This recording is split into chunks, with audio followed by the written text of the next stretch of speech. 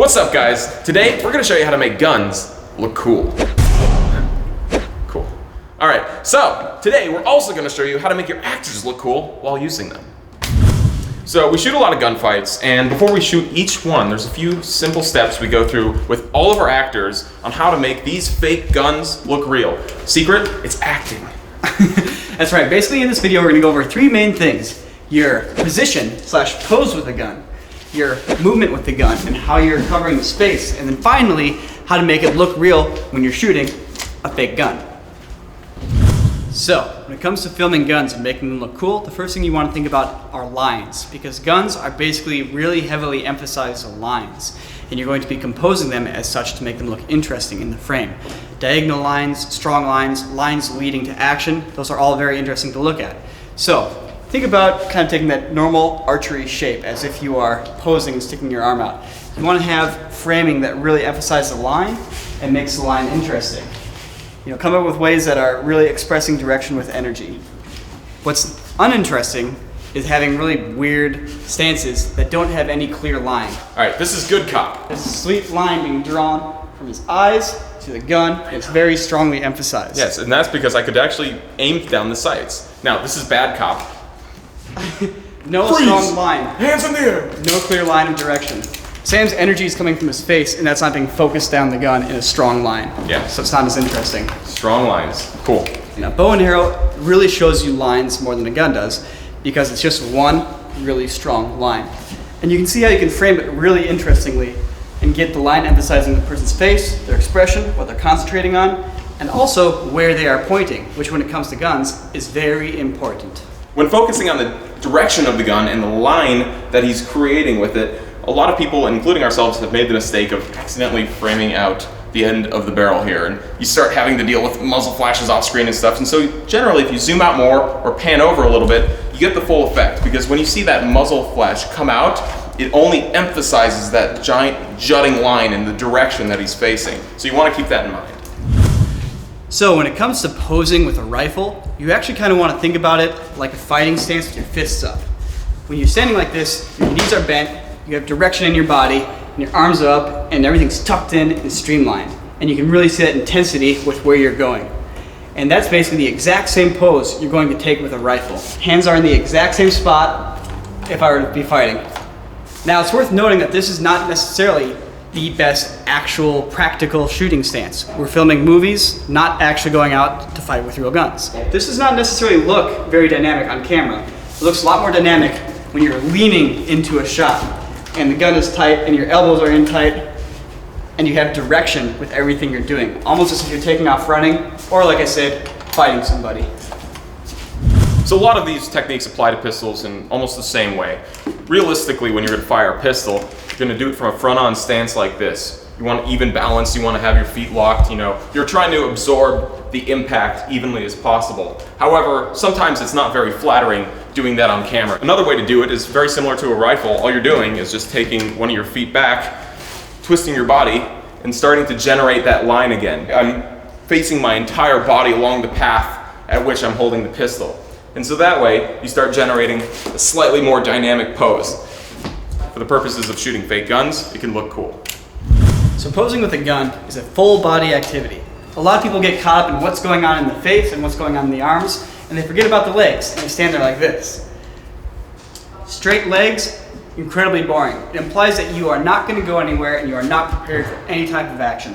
Always keep your knees bent no matter what you're doing, and it always looks like you're crouched and ready to spring out. Yeah. It has potential energy. Yeah, didn't you guys play baseball? Didn't your coach ever say, you got to be in ready position when you're out there in the field ready to catch that ball? It's the same concept. When you're crouching and your knees are bent, you're in a ready stance, you're ready to go. And how you put your weight and how you distribute your body and how you twist all lends itself to making things very interesting and really says something about what that person is intending to do and what they are thinking, which at the end of the day is what acting is all about.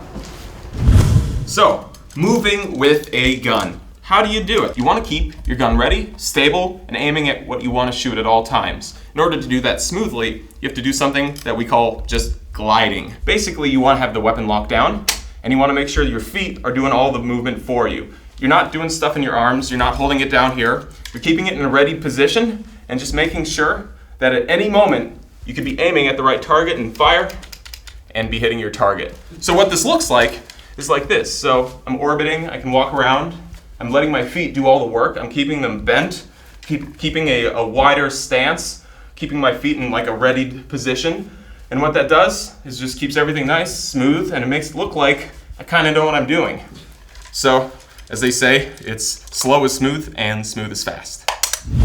So, the next thing to think about with movement is how you are aiming the gun. And it's important to show the thought process that you would actually have if you were looking for something to shoot at you or to shoot at. Meaning, if you have the gun up and you're walking and you're looking around, you need to actually lock onto something with your eyes and look at it for long enough that you can clearly analyze what you're seeing.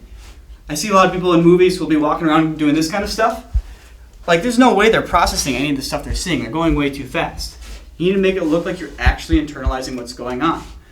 The other thing you need to think about is your angles and how you are exposed. If you were in a gunfight and you had bullets flying around and you're standing in the middle of an open room, this kind of stuff isn't realistic, and you wouldn't be doing that. You'd be looking for cover, you'd be looking for where you are safe, and you'd be looking for where other people may be hiding to get you. So you want to make sure you're thinking about your surroundings and how objects are keeping you safe and keeping you obstructed from other people's angles. And how you move around that object can be really dynamic and can really tell people and tell the audience where the threat is. Usually I like to just say, look with your eyes and not with your gun, except for when you're scanning or sweeping in an environment. That basically looks like this. You have your gun out, you can look around, you can sweep, search faster. You're not trying to aim down the barrel of your gun at all times with quick, tiny movements. However, if you do scan or sweep, that is when you're moving the gun slow enough to where you actually could take a shot potentially if you needed to.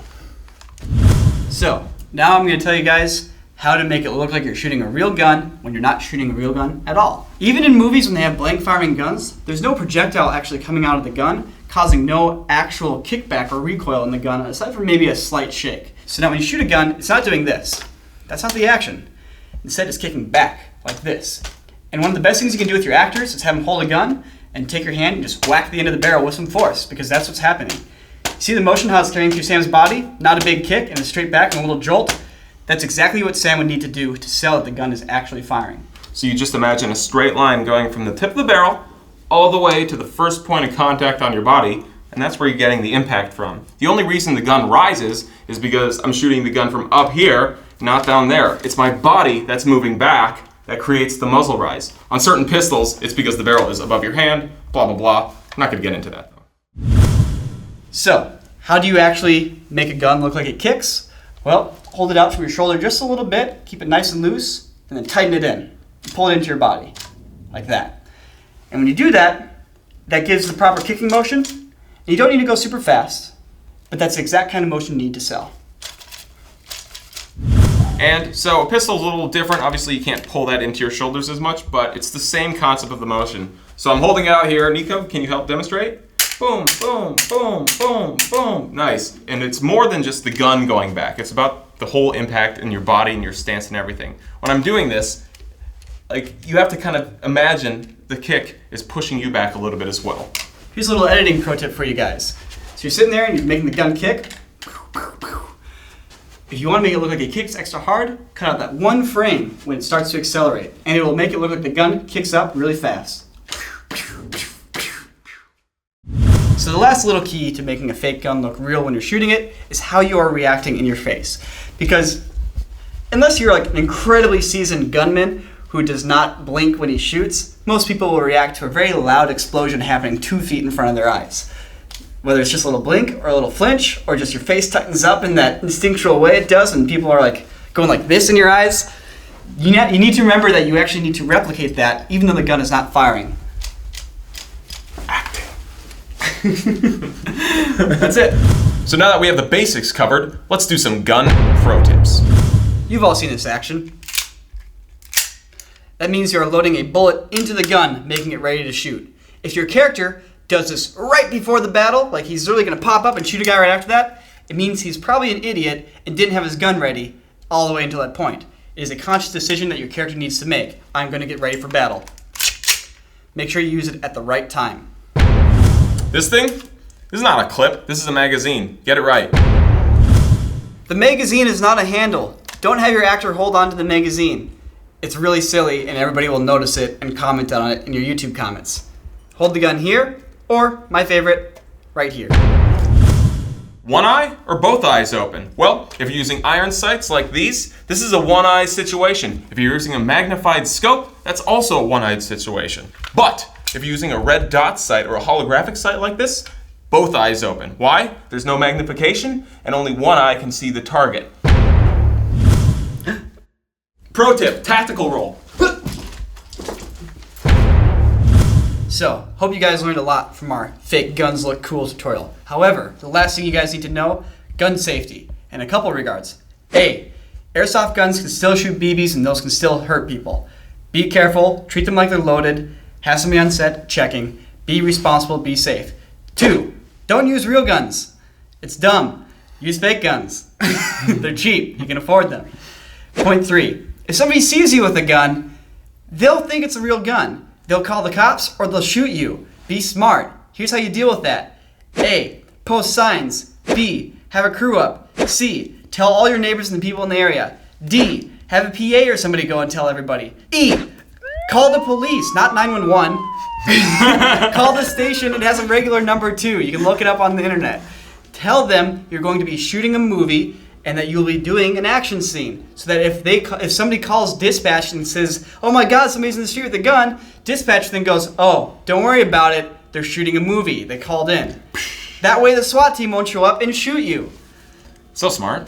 Also, F, talk to your parents if you're too young to be running around in the streets with a gun. Get their permission. Have them tell you where you can go to shoot. Figure out an area that's safe and on private land and doesn't have other people seeing you. And you should still always take the precaution to call dispatch and tell them you are shooting a movie. Like and subscribe and follow us on Twitter.